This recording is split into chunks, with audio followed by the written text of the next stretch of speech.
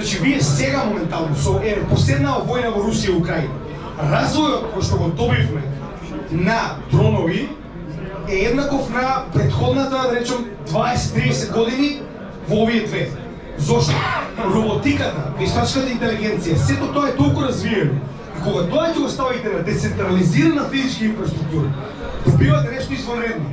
Вие добивате село без селање. Значи село во кое што тракторот сам се вклучува, оди, жнее, ора, прави што треба да прави, потоа имате друг тип на трактор кој што доаѓа и собира плодовите и сето тоа автоматски доаѓа во фабрика. Тоа е децентрализирана физичка инфраструктура. А вие поседувате дел од него. Еве ќе го земеме рендер. Ова е само почетен тип на проект, каде што вели вака. Ако вие имате потреба од процесирачка моќ, така, пред тоа мора да платите на Google, така, на Amazon, за да искористите дел од нивната процесирачка моќ која што е премногу скапа, така. За разлика од тоа, рендер направи договор со Apple, вика вака, секој кој што поседува Apple телефон, Mac и така натаму. Доаѓа вечер, го оставате на полноќ и оди да се спие, така. Вклучувате Octane, тоа е како апликација која што има моментално на Apple продуктите, и истата го става вашиот уред на рендер мрежата.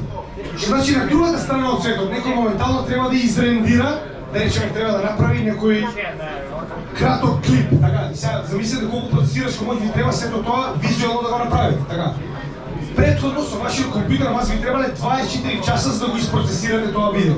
Сега со рендер, поземувајќи од целиот свет за минимална вредност, затоа што вие плаќате во рендер токенот, сите овие кои што спијат на другата страна од светот и не го користат својот Apple телефон, а Apple телефонот има 4 гига процесирачка моќ, вие практично поземувате уште 10 уреди по 4 гига процесирачка моќ и наместо 24 часа тоа го правите за 4. Нешто претходно невозможно. А сега на децентрализиран начин достапно за секој од нив. Ова е само еден проект. Замислете колку ќе има. Значи моментално од Словенија на последната презентација во CryptoHub Малта ни пријде компанија и побара од нас да направиме анализа на нивниот проект. Вика вака, ние моментално работиме во Лјубљана, имаме, верували или не, они се изразија така, нива од сончеви колектори. Вика, ти доаѓаш и си купуваш сончев колектор. Ние ти го продаваме сончевиот колектор во NFT и тој сончев колектор ти дома на нашата апликација следиш колку направил колекција денеска, колку е тоа во струја, или како сакаш ти таа струја продаваш на мрежата, ако не вика истата струја користиш за да си ја намалиш сопствената сметка за струја. Дозволено од Комисијата за енергетика на Словенија. Функционира перфектно. Вика моментално функционираме во Лјубљана, Словенија, во Естонија, во Италија. Со дозвола од Комисијата за енергетски, нели сега секоја си има различна, децентрализирана физичка инфраструктура. Си купуваш NFT и си поседуваш сончев панел. Нешто такво до сега снимале? Можно било. Дури и овде кога ги изнатераа сироти направи ја приклучат се чуда и на крајот.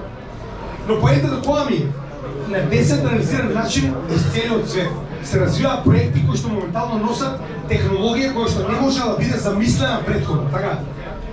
Децентрализирана меморија, Filecoin. Че имате ситуација во која што наместо да инвестирате во Amazon, си инвестирате во Filecoin. Нешто што не е компанија, туку станува збор за блокчейн проект. Утре ако вие имате било каков тип на меморија која што чувате, да речем на имате клауд меморија на Amazon или на Google, така. Првиот момент кога ќе направите нешто што не треба, Amazon и Google ќе бидат првите кои што вашата меморија директно ќе ја предадат на авторитетот. Така, на полиција, на Интерпол и така натаму. Filecoin да сака не може да го направи тоа. Станува збор за децентрализирана меморија која што само вие можете да ја повратите во ваша собственост. Значи нешто досега незамисливо, сега моментално достапно.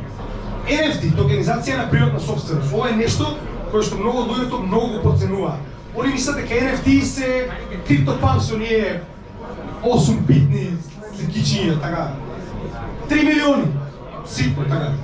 Не, напротив. Значи NFT е се. NFT ќе биде буквално се.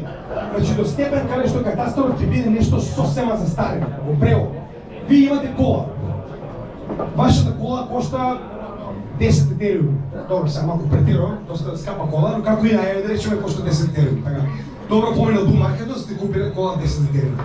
Доаѓа некој кафич, ме гледа и вика, твоја кола, моја. Да купам, нема проблем. 10 етериум, така. Дечко да ти праќа 10 етериум, ти му го праќаш NFT. NFT е клуч. Доаѓаш си, отклучуваш вратата и тоа е твоја кола. Зборуваме во некоја релативна иднина, каде што сето ова нормално ќе биде на повисоко ниво. Нема да имаш потреба да заверуваш колата ваму таму, секој биде ончейн, така. Во моментот кога ти ќе направиш трансфер на NFT, ти правиш трансфер на целата собственост. Собственост на се. Физички предмети, недвижност, се. Интелектуална собственост, музика, книги, се ќе биде NFT. Сега моментално NFT го користат за билети за концерт. Нешто што не можеш да го фалсификуваш, така. Кога е QR код, некој ќе ти го преслика и ти ќе отидеш со тој QR код и ќе влезеш, така. За разлика од тоа, ова е нешто што не можеш да го пресликаш. Значи мора ти да го имаш на твојата адреса и многу лесно може да се верифицира. Технологија која што дефинитивно ќе промени целиот свет.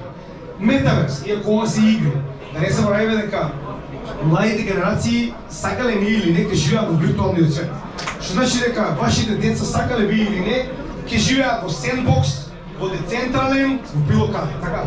Моментално метаверс е доста пацената категорија, затоа што не се наоѓаме во bull market, па луѓето не се толку заинтересирани. Како влегуваме во дебелиот дел bull market? Така сите се заинтересирани за игри, за музика, за спорт на блокчейн, така. Тоа ќе почне да стануваат популарни проекти како Sandbox, Decentraland, Chili's и така натаму. Така ова е за секојдневната, да речем, маса на луѓе која што сака интересни работи, така. Заштита на вредност на вашиот капитал, биткоин, за кој што разговараме до сега. Ништо не го заштитува вашиот капитал подобро и тоа го објасниме во целата денешна, да речем, презентација. И Layer 1. Јас верувам дека само прашање на време е кога целиот свет ќе биде на Layer 1. Односно, до сега зависите од Apple, од Microsoft, така, и нивниот софтвер. Еве ќе го земеме за пример колапсот на целата мрежа на аеродроми во светот. Сеќавате? Зошто? Абе нешто некој баг имало на Microsoft и затоа што поголемиот дел од аеродромите во светот се на Microsoft, општ неред. Има ситуација во која што општ колапс, така, зошто? One point of failure. Затоа што имаш централизиран софтвер, кој што доколку нешто не е во ред или некој најде начин како да го нападне, толку крај, колапс. Замислете ако оваа грешка била на нуклеарни оружје. Замислете ако наместо на аеродромите во светот, оваа грешка е на софтверот кој што ги чува нуклеарните оружје. Така? Значи колку голема работа. Додека кога станува збор во оваа ситуација за Layer 1, станува збор за проекти кои што се блокчейн, целосно децентрализирани, ја ќе земе Ethereum, и програмабилни.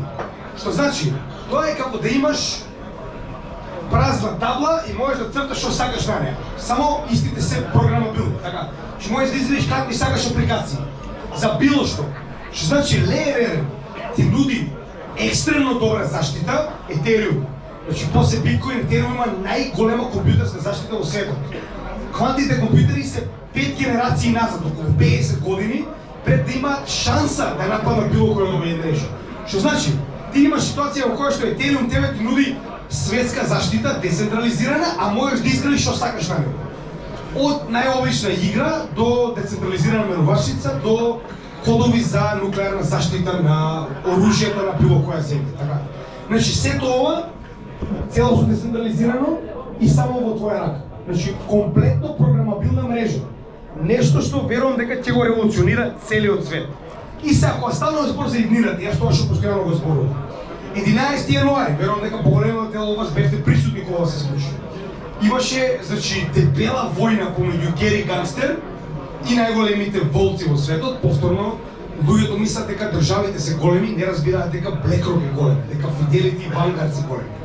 Каде што на 11 јануари официјално беше одобрен биткоин спот ETF. Зошто толку голема ствар?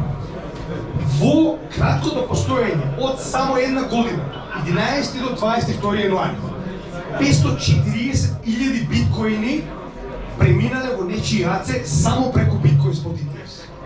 540.000 биткоини.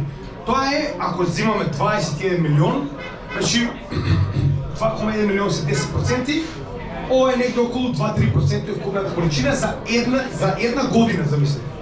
Сега, еве како изгледа споредбата на биткоин спот ETF со златниот спот ETF. Златниот спот ETF во 2004 година во свое време бил нешто чудо, значи нешто невидено, така. Значи токенизирана вредност на злато, која што не треба да поседувате златото, а можете да го имате, така. Значи овој чарт е од златниот ETF од 2004 година до 2024 година, до моментот кога беше снимано ова видео, има направено неверојатни 505%. Тако XRP у последниот 3 месеци. И сега, ако го видиме биткоин спот ETF и неговиот перформанс на цената, за само една година, до 45%, само една година, каде се 20? Така, а вели, најчесто биткоин спот ETF или било кој тип на спот ETF, а тоа е, нели, за оние кои што потенцијално не знаат, тоа е дигитална верзија на одредено добро, без разлика дали е акција, дали е обврзница, дали е руда, што и да е.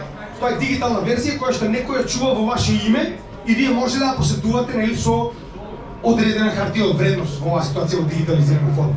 Што значи, вели, поголемиот дел од спот ETFs има многу подобар перформанс во следните 2, 3, 4, 5 години. Првата година најчесто е доста слаб перформанс, значи доста има слаб напредок на профитот, така. И сега, овдека е дело што постојано го зборуваме.